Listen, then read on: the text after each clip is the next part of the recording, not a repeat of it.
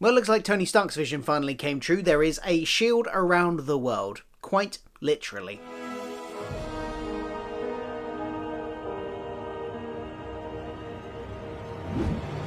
Hi, I'm Phil. Welcome to my channel where I talk about all the geeky pop culture things that I like to consume, including Doctor Who, comic books, and Star Trek. I almost said Star Wars there. That would be embarrassing, wouldn't it? Do you like Star Wars as well? You are allowed to like both. Today we are reviewing the third episode of Discovery Season 3, People of Earth, which sees the crew, after a little while of being reacquainted with Burnham, hop back using the spore drive to Earth to see what the situation is going down there. Now, to give my general thoughts on this episode, it was kind of a episode of two halves for me.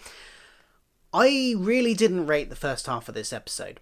Basically, everything before they got contacted by the Earth Defense Force, I kind of felt was a little bit dull, dry. I don't know what the right word is, but I just wasn't that engaged with it. And I expected to be, because last week, that moment when Burnham came on the screen at the end of the last episode, that moved me, and I felt the emotions that I'm sure that they wanted to evoke in me at that point. I did not get the same at the beginning of this episode when she gets reunited. And I think I put that down to the narrated opening. That narrated opening, there was something about it that just didn't work for me. I thought it was, I don't know, just kind of like a little bit tacky. And it kind of disrupted. I kind of would have liked it if they'd just gone straight into her arriving on the ship. I get that they want to fill in a bit of the backstory, but I kind of wanted them to do that a little bit more gradually, I think. Not that we won't be getting more of it to come, I'm sure, of that year that Burnham has spent there. We'll be getting more flashbacks to it, I'm sure. At least they didn't do what I really didn't want them to do, which was to go for a whole episode of just Burnham in her year. I still hope they don't do that next week either. I'd like to see, and by the looks of the previews, they're not going to. I'd like to see it sort of peppered in with a few flashbacks here and there, where it fits thematically with the episode. Here, though, right at the beginning of this episode, I get why narratively they did it. I just don't think it pulled off, for me anyway, in the way that they were probably hoping it would. It just felt clunky and heavy exposition in a way that just felt forced. And therefore, when we got the scene of her beaming aboard and having the moment that was obviously meant to be really emotional, and the reuniting with people and all the hugging and stuff, and that moment where she looks at Jojo and all of that stuff, all of that was filmed perfectly. I mean, Jonathan Frakes directed this episode, and he's one of my favourite directors in Star Trek. He knows how to film stuff in a way that I think blends the sensibilities of old Trek, because of course he played Riker. He's been involved in Trek for years, with the sort of more modern styles of Trek, more modern styles of filmmaking even. And he blends them quite nicely, I find. And that scene by itself, absolutely fine.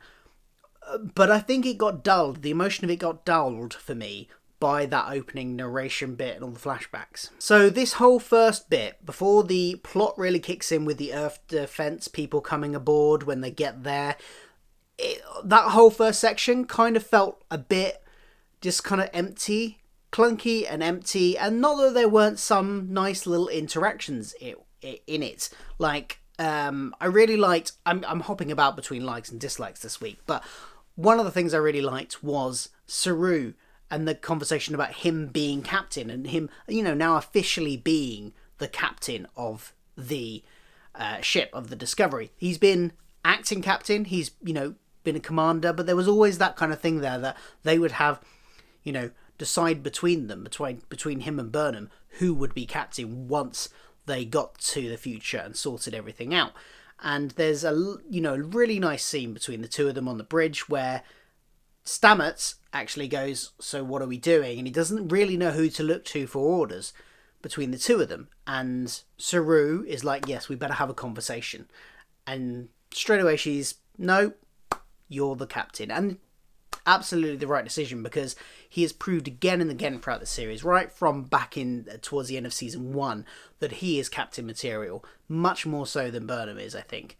And I've wanted him to be captain for so long. I'm glad we got Pike in season 2, because I loved Pike, but Saru deserved this, and it was a really sort of touching moment when, you know, she gave him that that sort of seal of approval. No questions about it, nothing, just like, no, you deserve this. And he's the captain. Lovely. So yeah, on terms of the things that I thought were weaker about this episode, that whole, I would say it's probably about the first 20 minutes, kind of felt like they were just getting all their ducks in a row, really. And, you know, sort of a lot of setup, a lot of positioning of pieces, and therefore it wasn't that interesting. But then we get to Earth, and that's when it flipped for me, and the rest of the episode I found really interesting.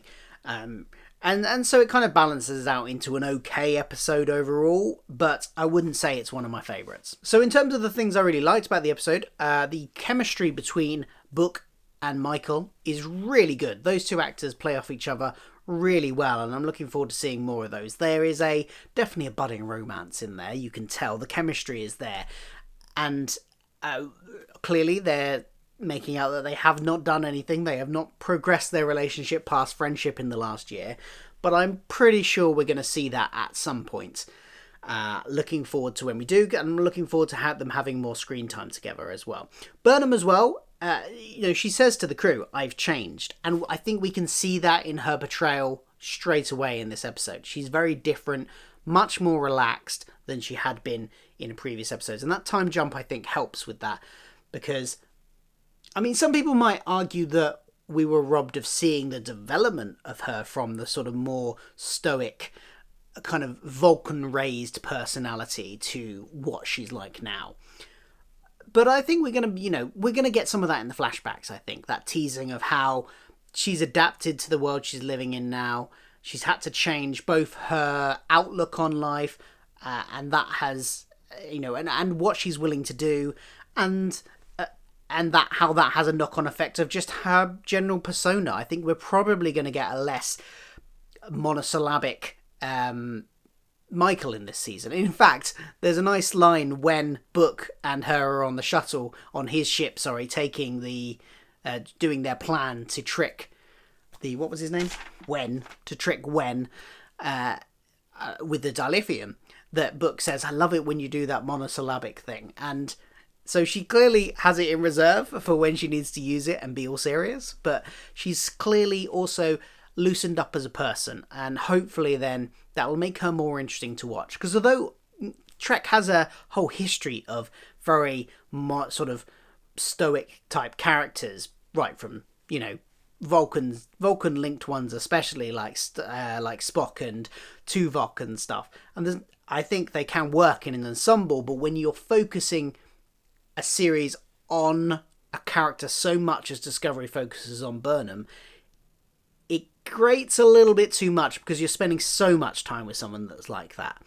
So I think they're probably going to hopefully do possibly two things. They're going to loosen her up a little bit, which they seem to have already done, and also make the show more of an ensemble piece, and that should hopefully balance it back out again. I also really liked the fact that there was a bit of acknowledgement of the fact that their technology is so far behind now. It's ancient technology, and the fact that the Earth defense people were just able to beam aboard, even though they've got their shields up, even though they just whenever they wanted to, they basically overwhelmed them with their technology and were just on board. Didn't have to wait for permission or anything like that. It shows that they do have a disadvantage in this universe still. And that's going to be more apparent, I think, depending on where in the universe they are. Last episode, they had a fairly decent advantage because they were in a region of space where, although there was advanced technology, with the the courier, we know the couriers and stuff have, you know, advanced weaponry and things like that. It's a bit of a backwards place, bit of the universe that has fallen backwards, sort of like when the Roman Empire fell, and various places like Britain, my home, went back a little bit in terms of technology. I think that's probably happened in some regions of space. Clearly hasn't happened on Earth. So it's going to be nice to see a mixture of them being overwhelmed by technology of the future, and also, in some places, them being on par with them because of the fall of the Federation and all that stuff. When they introduced the pirates that were constantly attacking any ships that came to Earth, Wen and his pirates, I initially thought that they were going to be setting up something that would be more of a long-term recurring storyline. That didn't play out like that, but I'm quite glad it didn't, because that would mean hanging around Earth quite a bit. But they used the existence of these pirates and their conflicts with Earth really well, I think, to explore the theme that I think is going to run throughout this series of what it means, what the Starfleet ideals mean, what the morals of Starfleet mean, and the optimism of Starfleet, and how they're going to try and bring that back to the universe. I think that's going to be a really good thing to explore throughout the whole series, and they did it really well in this episode by engineering the possibility for them to actually talk, because it turns out these two sides have not talked since their hostilities began, really. They've just fired at each other. And, the Starfleet way is diplomacy first. Only violence at a very last resort. And in defence, Starfleet never fires first. Apart from, that first episode of Discovery. But we don't talk about that first episode of Discovery. Let's forget that. Generally, Starfleet doesn't fire first. They respond and they defend, but they always try the diplomatic solution first. And Earth has quite clearly forgotten that and needs to be reminded of that. So we have the Discovery here in the future, here in this slightly despotic world, a dystopian world even, where they can show by example a better way of doing things.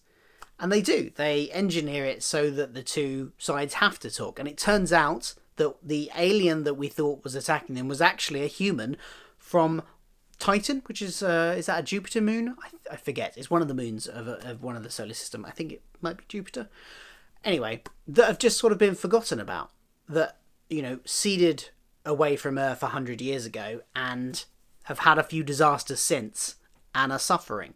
And by getting them to talk, they've managed to engineer a thing where Earth is going to help them. They're going to help Earth with some research, and everyone hopefully ends up happy. I think it's an interesting thing that even in the darkest of times, even when everything surrounding our heroes is dark, it doesn't mean that they need to go dark too. It means that you can still, even when everything around you looks like it's going to pot, you can still uphold the ideals that you believe in and try and show by example those ideals to others. I think that's a very good message and a very pertinent message to today's times. And then the other thing that I thought was good was the new character that was introduced, the played by non-binary actor who there were several things I liked about this. One, they didn't really mention the non-binary aspect until much later. It didn't come up until it was revealed as a twist towards the end of the episode that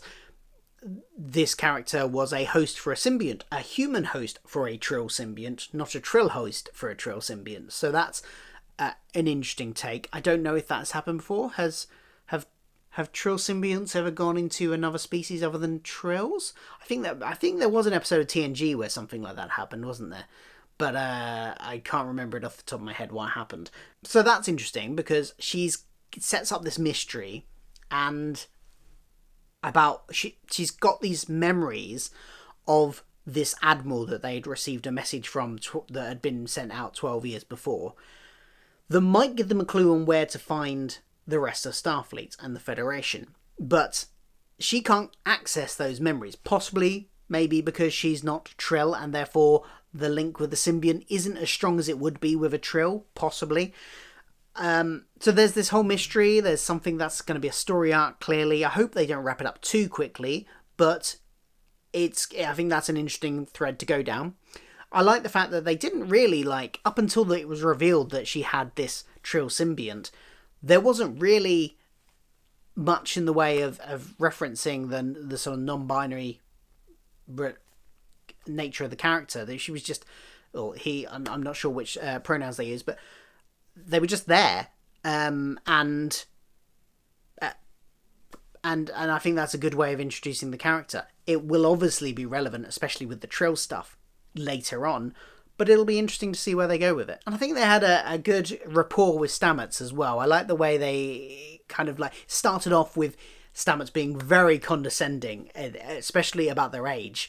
This character's age of 16, Stamets clearly thinks that they, don't deserve, that clearly can't have enough knowledge to be touching his equipment. But by the end of it, they've kind of formed this bond, this sort of trust between the two of them that is evident by the fact that Stamets reveals all the secrets about them coming from the past and the spore drive and what it can do, and that's very risky. I did wonder at the time, should he really be saying this, because that kind of feels like a Saru decision. I don't know if he'd run it past Saru before mentioning it. Maybe he did. But it feels like a captain decision about whether or not they tell people the information that Saru had previously told them not to tell anyone. But let's see.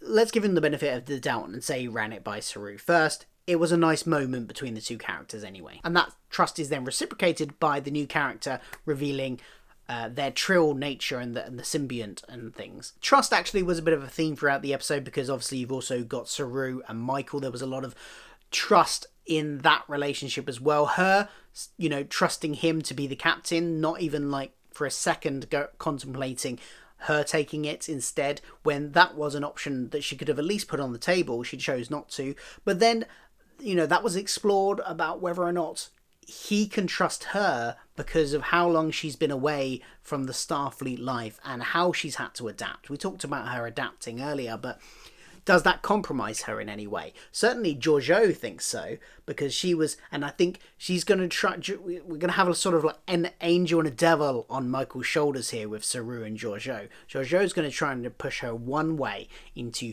maybe breaking more away from those Starfleet ideals, and Saru's going to be trying to bring her back to them. So that is an interesting character dynamic that we're going to have throughout the season, I think. Yeah, so overall, I kind of thought it was an okay episode. The second half of it was quite good. The first half of it I thought was quite weak, so it kind of averages out to it was okay. I liked it. It was, not bad, but the first half a lot weaker for me. I don't think I really felt the emotions that they were trying to eke out of me with those scenes at the beginning. So that's just my thoughts. Let me know what you thought in the comments below. If you completely disagree with me, I would love to hear your thoughts on it and which bits of it you liked or didn't like. Maybe you hated the whole thing. Maybe you loved the whole thing. Let me know all about it in the comments below. And I will see you next time for another Star Trek review next week. And in the meantime, if you're a Doctor Who fan as well, I'm doing regular Doctor Who videos on this channel as well. So if you like Star Trek and Doctor Who, well, this is the channel for you. Do click that subscribe button below. I would be most appreciative of it. Is that a word? Appreciative? I think so. It'll do. I will see you next week. Goodbye.